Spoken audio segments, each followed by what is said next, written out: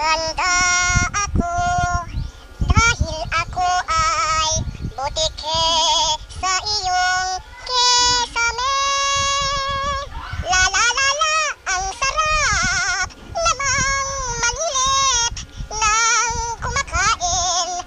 Tataihan ko ang iyong pagkain, bastos na kung tawagin, pero masarap gawin.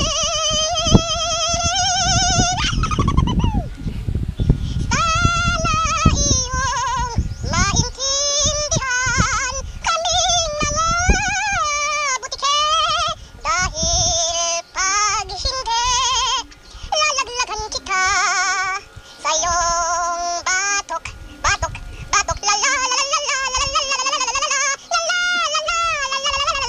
batok, batok, batok, hindi nyo ko makuhuli pagkat napuputol ang buntot ko.